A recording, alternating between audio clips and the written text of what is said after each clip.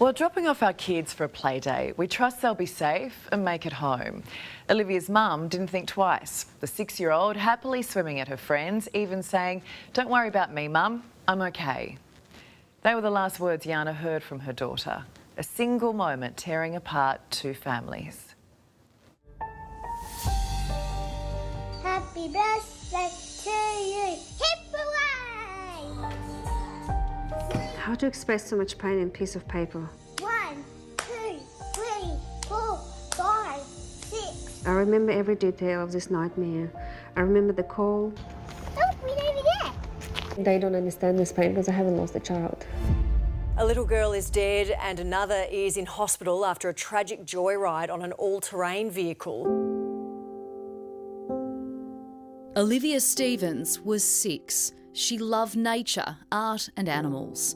But now all her mum and dad, Yana and Scott Stevens, have are precious memories of the short time they shared. She has got a little friend. Joseph is very social, very social. And so, when Olivia's family from Gippsland east of Melbourne had a barbecue planned with Damien Gibson's family, she was very excited.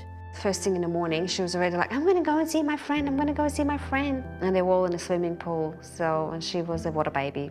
A photo taken by Yana on a previous day shows the very spot she last saw her daughter alive, Olivia playing with her friends in the Gibson family's swimming pool.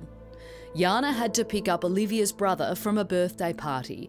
Damien's then-wife Abby reassured her that Olivia would be fine under her watch. "She's going to be okay, just leave her here. She's about to have snacks inside the house." And I looked at Olivia and said, "Are you sure you're right to stay?" She said, "Yeah, don't worry about me, Mum, I'm okay. I'm just going to have fun." Before you left, were there any conversations about Olivia going on this buggy?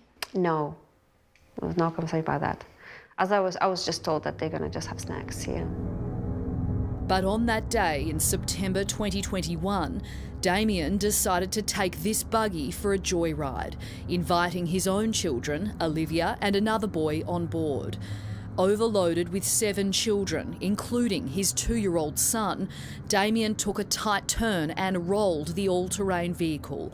None of the kids were wearing seatbelts or helmets. They took me to Olivia to the helicopter. She was unconscious, but I could see her heartbeat still going, so I still had hope.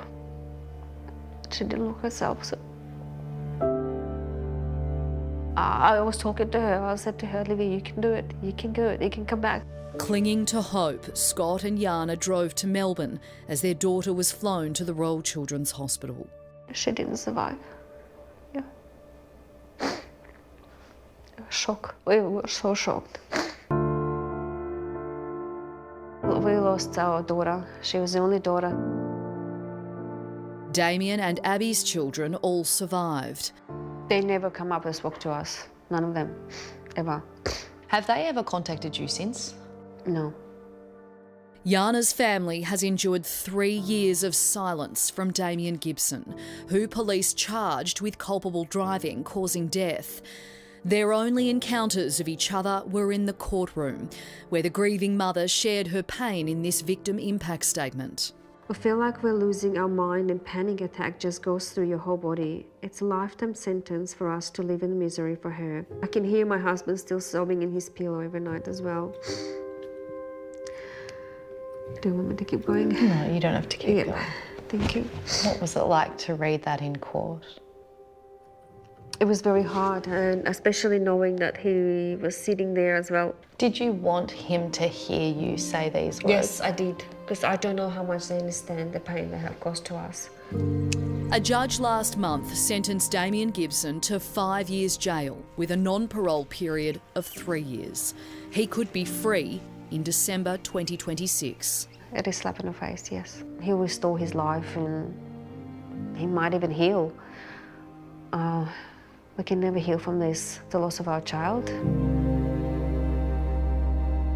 People need to ask themselves a whole range of questions when they purchase one of these vehicles, because they are not toys. Victoria Police Assistant Commissioner for Road Policing, Glenn Weir, says these buggies are safe. The problem is how they're used. There are numerous examples where a vehicle like this would have had 6, 7 people on it, people sitting in the tray at the back, being driven up a really steep incline or sideways down an incline where you haven't got the traction and all of a sudden the vehicle rolls over. Would you put your kids on that? If I was driving it, yes. Victoria Police told A Current Affair it has since returned the buggy to Gibson's property. And therein lies the reason these vehicles are so hard to police. More often than not, they're used on private land. And if a life is lost in an off-road accident, like what happened here that day, it's not counted in the road toll. The off-road nature, I suppose that's the difficulty for us because we can't have the opportunity to enforce or interact. Yana says they'd known the Gibson family for about 9 months, taking their children camping, to the snow and the beach together. A friendship that will now never mend. I'm angry. I'm very angry. I should have called and asked for permission. Olivia's bedroom. It is, yes, it is. Do you come in here all that much?